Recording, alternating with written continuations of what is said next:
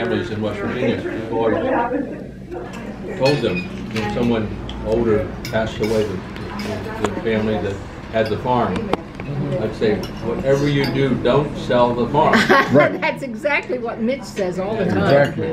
And invariably, they sell the farm. I mean, it's a mistake. Keep the farm and the family. And so when the Vietnam War was going on, our classmates were coming back. They could go to a farm and stay isolated for a couple of years, work on the farm, find out who their balance is, and then go on with their life. The later wars that we've had, there's been no farm to go back to. But the Gannons, I learned through Rashleigh, the father had accumulated properties and gave by will the property to the children. And Rashleigh had 2 pieces of property, and at first she had 3, but then the father said to her, one of these is in dispute, the boundary and so forth. And the Rashleigh said, well, sell it, to settle the issues, and don't worry because I'm in America. I'll do okay. And so he did that, and then there was a piece of land with nipa. It's a type of grass they make houses out of. And it's a real art form. You can go to a grade school and you can see the children learning weaving. And they're making like playhouses, I would call them playhouses, but they're made of different weaves that they learn in grade school. And then Rashleigh's father said to her, well, I'm going to give you the most remote piece of land I have. It's in the middle of a volcano. Oh my!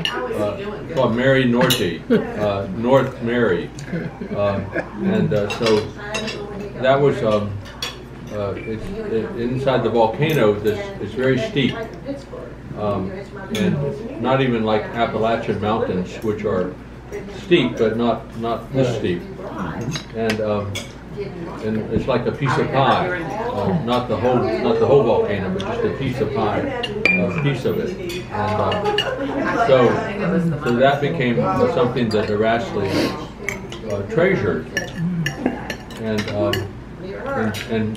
Brother June suggested to her to plant mahogany. It's coconut groves now, or in the beginning.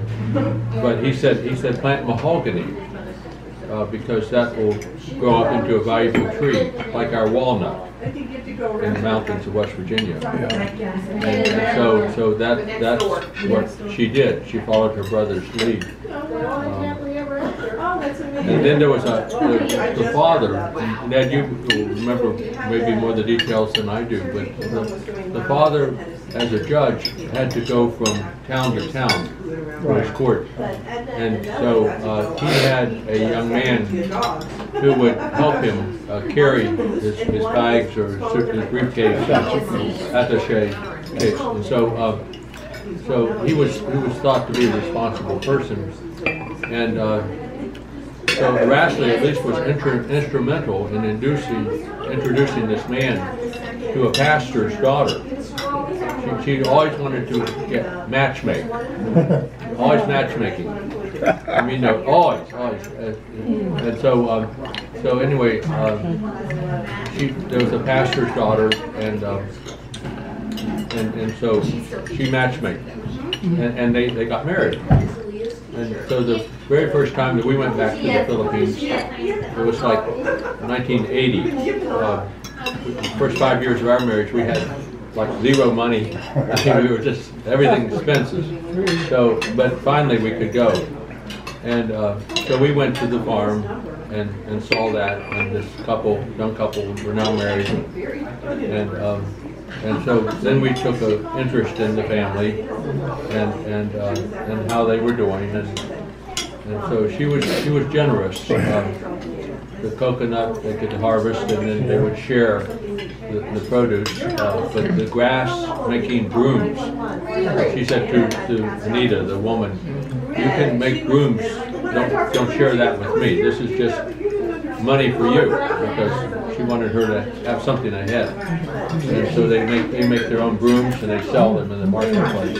A Philippine mahogany is a treasure.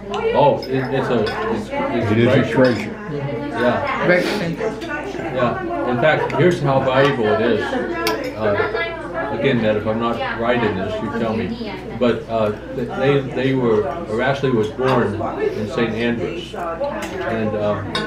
and they lived there for a while until perhaps she was school age, 6 years old or something like this. And then the father wanted to move to Ajongan. And the house, the original house, was mahogany. So a very fine house. I mean, good wood. And so he tore the house down and moved it to Ajongan and built another house out of the same wood. Of course, you probably had to add to it, but that was that's how valuable the mahogany is. So Ashley's,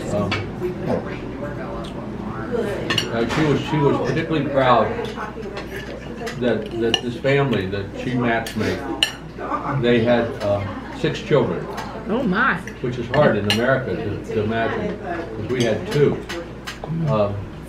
But they had 6, and now all of them have college education. And in fact, one young man has contacted me, and he's 28 years old, single. He has a doctorate in education, and he wants to come to America. So I talked to our superintendent of schools, and I said his interest is in math. Better keep my fork. I will bring you a fork with your dessert. Okay. He will be valuable to us because we cannot hire math Always teachers try to not make a in mess. America. We have 3 positions that cannot be filled, and 1,200 positions in the state of teachers of various kinds we cannot fill. Americans are not going into education. There's no money in it. There's problems, whatever the reasons. So we're pursuing this with this young man, and if he matches up, then we can offer him a position for 3 years, and then it's up to him to be accomplished enough to be hired. But we can offer that, and then he would. It will cost Upshur County about $5,000 in immigration fees, but he can pay us back. Every month he works, he can. Do you have an immigration firm that works on that? Are you ready for your dessert? Yeah, we work in what state of West Virginia? There you go, dear. The Department of Education. Yeah, do you have a firm that does that? Yeah, they've hired specialists. To reach over you, sir. in No, immigration law. you go right ahead. It's Yeah. not Matthew. Because we don't know. I'm from a Logan family. works So on you're it. used to it? Yeah. Their You firm is know, global.